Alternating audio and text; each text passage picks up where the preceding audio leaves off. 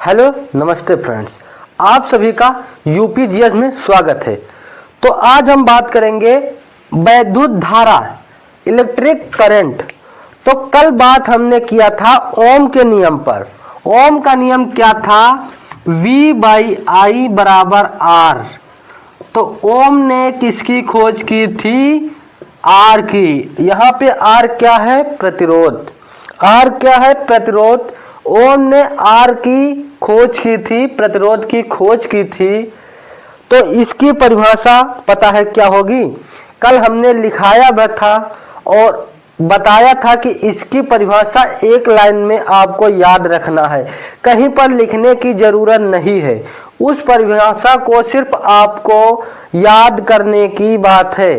तो परिभाषा क्या है कि यदि किसी चालक तार की कोई भौतिक अवस्था जो है, यानी यदि किसी चालक तार की भौतिक अवस्था यानी दाब ताप में कोई परिवर्तन ना किया जाए और उसके सिरों पर उत्पन्न वोल्ट यानी विभवांतर तथा उसमें बहने वाली धारा का मान हमेशा सदैव नियत रहता है।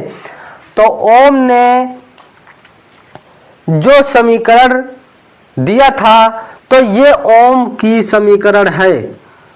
तो इसको हम याद करने के लिए एक अच्छी तरीके से याद कर सकते हैं, जैसे V बराबर IR, क्योंकि आपको ये याद करने में दिक्कत होगी और V बराबर IR आप हमेशा याद रख सकते हैं। तो ओम ने क्या दिया था? V बराबर IR। ओम का समीकरण है V बराबर IR। अगर बात आए कि ओम ने क्या निकाला था, तो यहाँ पे ओम ने R प्रतिरोध निकाला था, यहाँ पे बात हो रही है V की। तो ओम का ये नियम सही है, पर इसे हम याद करने के लिए लिखते हैं कि अच्छी तरीके से याद रहे।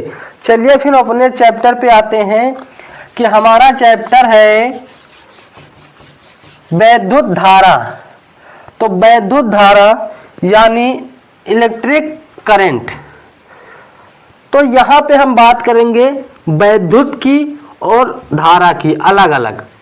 तो धारा का मतलब है किसी चीज का फ्लो होना, यानी किसी चीज का बहाव धारा कहलाता है। धारा का मतलब बहाव होता है। यहाँ पे बात करें वैद्युत धारा यानी इलेक्ट्रॉनों का फ्लो होना। तो इलेक्ट्रॉन कहाँ फ्लो होंगे? किसी चालक तार में फ्लो होंगे, कुचालक में नहीं फ्लो होंगे। तो वैद्युत का मतलब होता है इलेक्ट्रॉन और धारा का मतलब होता है बहाव। तो इलेक्ट्रॉनों का बहाव वैद्युत धारा कहलाता है। लोग बेवकूफ रहते हैं, किताब छापने वाले बहुत बेवकूफ होते हैं। वो लिखते क्या है?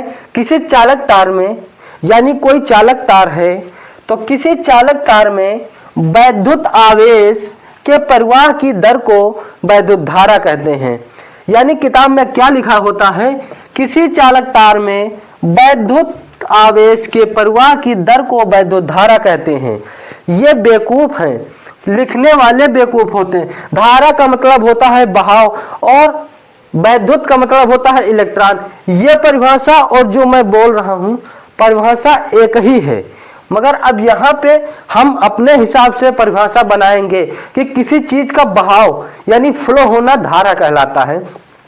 तो वैद्युत का मतलब होता है इलेक्ट्रॉनों का फ्लो होना धारा कहलाता है।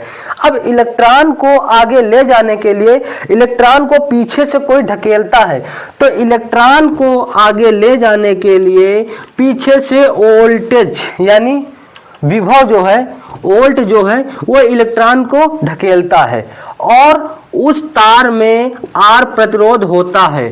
तो अब आप बताइए कि V इलेक्ट्रॉन को पीछे से ढकेल रहा है और R आगे से ढकेल रहा है, तो बीच में जो है इलेक्ट्रॉन बेचारा कचरा जा रहा है।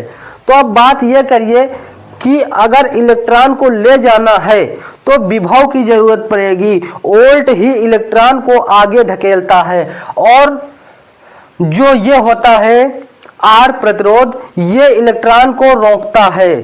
तो जो है तो बेचारा इलेक्ट्रॉन बीच में कुचला जाता है। तो अब हम बात करेंगे कि वैद्युत धारा की परिभाषा। तो अगर आपको लिखना है तो लिख लीजिए कि आवेशों आवेशों के प्रवाह की दर को कहो या फिर इलेक्ट्रॉनों की प्रवाह की दर को वैद्युत धारा कहते हैं। तो आपको जो परिभाषा अच्छी लगे वो लिख सकते हैं। जो वैद्युत धारा है उसे हम किस चीज में नापते हैं, तो एम्पियर में। वैद्युत धारा को हम हमेशा एम्पियर में नापते हैं। तो इसका मात्रक एम्पियर होगा, धारा का मात्रक एम्पियर होगा, क्योंकि वैद्युत धारा को एम्पियर में नापते हैं। 1 एम्पियर बराबर 6.2 गुणे 10 की पावर 18 यानी 18।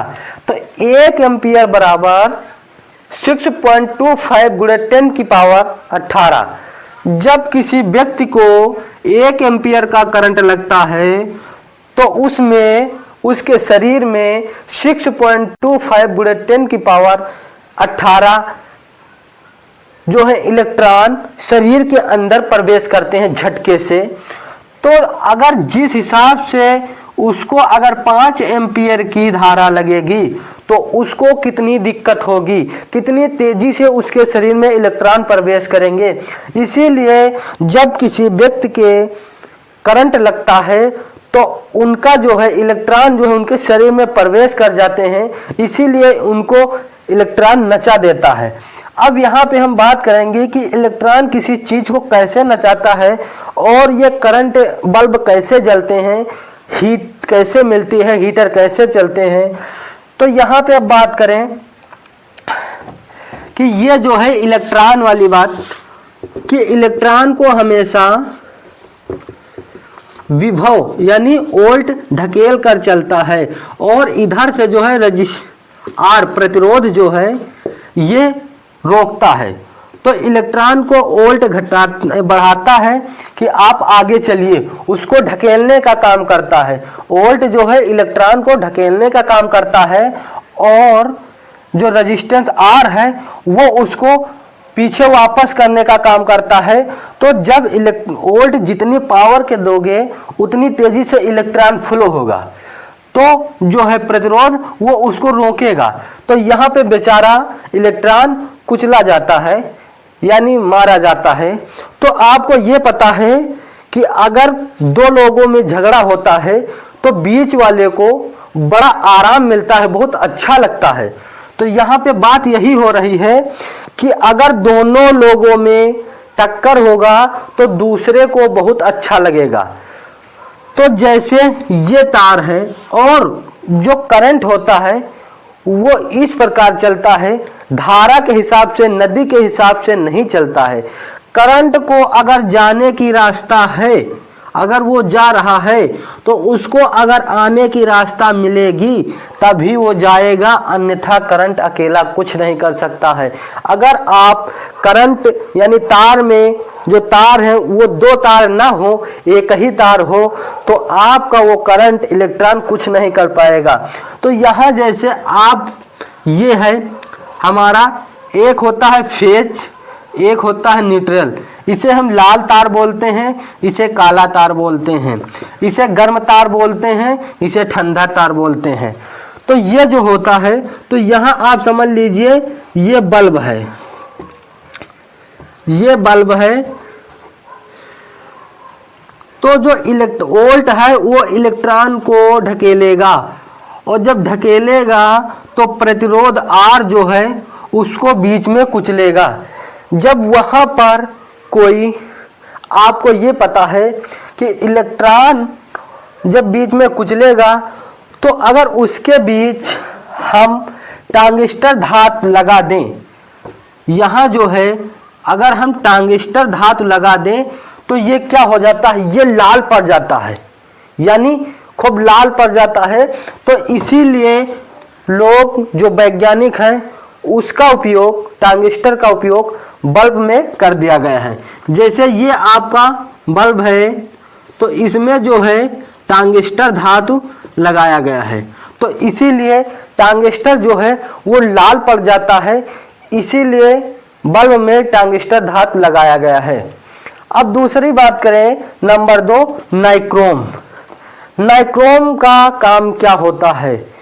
अगर यहाँ पे नाइक्रोम लगा दिया जाए, टंगस्टर के जगह पे नाइक्रोम लगा दिया जाए, तो उसका काम होता है कि अगर इलेक्ट्रॉन जो है बहाव करेगा, वोल्टेज धकेलेगा और जो है रजिस्टेंस रोकेगा, तो बीच में बेचारा इलेक्ट्रॉन कुचला जाएगा।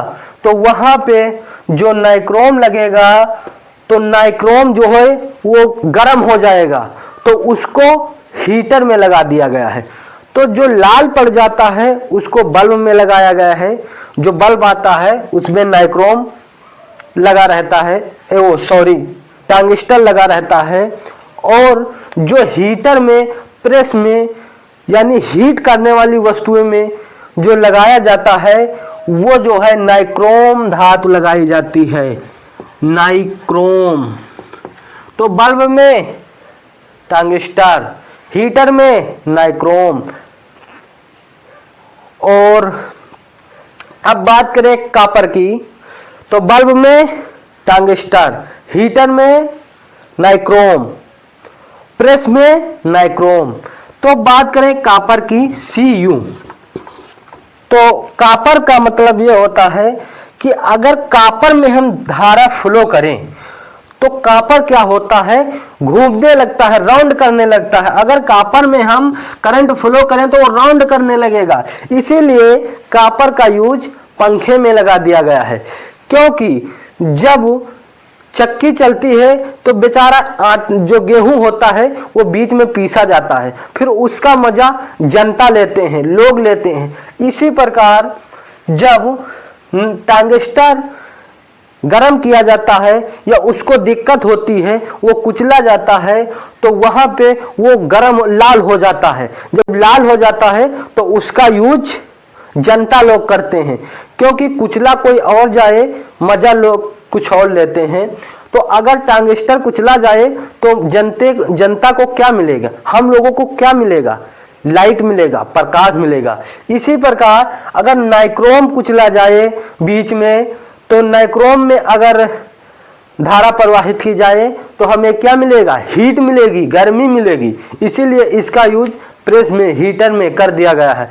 और अगर कॉपर का में करंट फ्लो किया जाए तो वो राउंड करने लगता है, इसीलिए पंखे में कॉपर लगाया जाता है।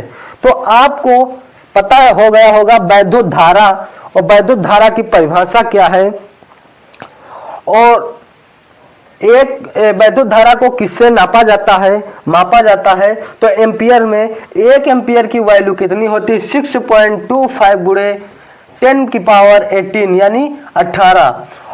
और वोल्ट जो है हमेशा इलेक्ट्रॉन को ढकेलते हुए चलता है, प्रतिरोध जो है इलेक्ट्रॉन को रोकता है।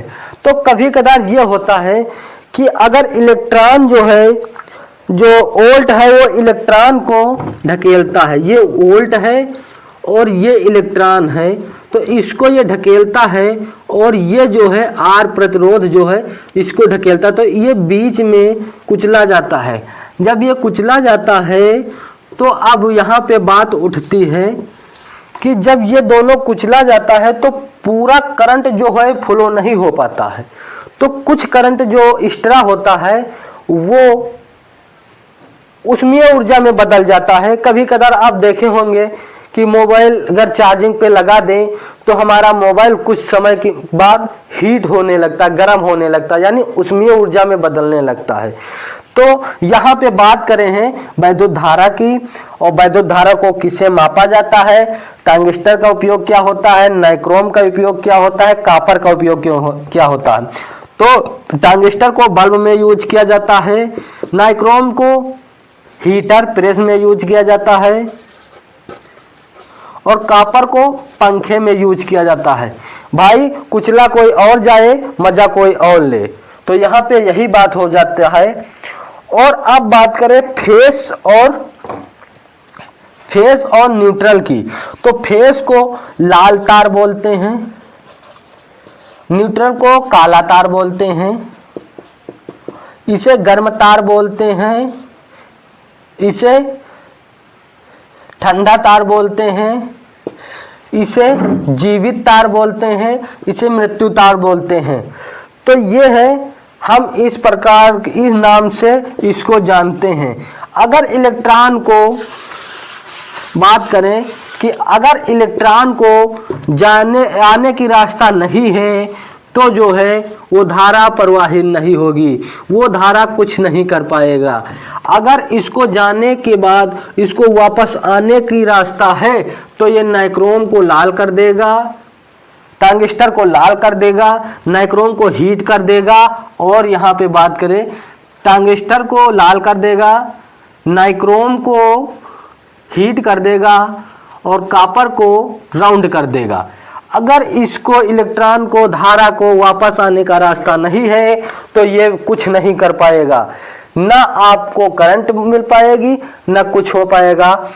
और कभी कदार ये होता है कि इसमें कोई वजह से जो है फेज न्यूट्रल में आने की जो वायरिंग होती है वो कभी कदार डिसबैलेंस हो जाती है, कट जाती है, तो इसमें जो है न्यूट्रल फेज लगा दिया जाता है। अगर अपने घर की वायरिंग कर रहे हो और नहीं लगा रहे हो तो इस पृष्ठ को, यानी कोई फ्रिज हो या कूलर हो या कुछ भी हो, तो उसको आप छुओगे तो आप बन जाओगे न्यूट्रल। तो जब आप न्यूट्रल बन जाओगे तो आपको दबोच के रख दिया जाएगा, यानी आपको करंट लग सकती है। कितनी एम्पियर पे की लगेगी वो तो आपका वोल्ट पर निर्भर करेगा कि आपको कितने एम्पियर का करंट लगा है। तो आपको पता हो गया कि फेज क्या है, न्यूट्रल क्या है और टंगस्टर का काम क्या है, नाइक्रोम का काम क्या है, कॉपर का तार क्या है, कॉपर का क्या काम है, एम्पियर भी आपको पता हो गया। तो अगर अब लिखना चाहो आप तो धारा की परिभाषा लिख सकते हैं, यानी वैद्युत धारा की वैद्युत धारा की परिभाषा यह भी लिख सकते हैं, किसी चालक में वैद्युत आवेश की प्रवाह की दर को वैद्युत धारा कहते हैं। और अगर ये नहीं लिखना है तो चाहे ये लिखिए चाहे जो हम बता रहा हूँ वो लिखिए, दोनों एक ही लाइन में आ जाएगा और बहुत सटीक परिभाषा है। अगर ये लिखना हो तो ये लिख लीजिए, अन्यथा इलेक्ट्रॉनों की जो है इलेक्ट्रॉन है, इलेक्ट्रॉनों की बहाव की दर को वैद्युत धारा कहते हैं, तो आप वो भी लिख सकते हैं। या फिर आवेश के बहाव को या प्रवाह को, प्रवाह या बहाव एक ही चीज होता है। अगर यहाँ लिखना चाहे विद्युत आवेश की प्रवाह की दर को वैद्युत धारा कहते हैं या फिर इलेक्ट्रॉनों के प्रवाह की दर को वैद्युत धारा कहते हैं। दो परिभाषा में से जो आपको अच्छी लगे वो लिख लीजिए। और हमारा मानना ये है कि आप कोई भी ना लिखें। जैसे कल हमने बताया था ओम का नियम, तो ओम की परिभाषा क्या थी कि यदि किसी चालक तार की भौतिक अवस्था में कोई परिवर्तन न किया जा सके और उसके सिरों पर उत्पन्न विभव तथा उसमें प्रवाहित धारा का मान सदैव नियत रहता है। तो इसको हमको ये लग रहा कि याद करने की कोई जरूरत नहीं है। इसी प्रकार ये जो है धारा यानी इलेक्ट्रॉनों की प्रवाह की दर को वैद्युत धारा कहते हैं, तो इसे भी याद करने वो लिखने की जरूरत नहीं है। बस एक लाइन की परिभाषा होती है, इसको आप सिर्फ एक बार देख लीजिए बस। और इससे जो है पेपर में भी जरूर पूछा जाता है। तो आप अगर हाई स्कूल इंटर अगर आप फिजिक्स चूज किए हो तो वैद्युत धारा बहुत इम्पोर्टेंट है।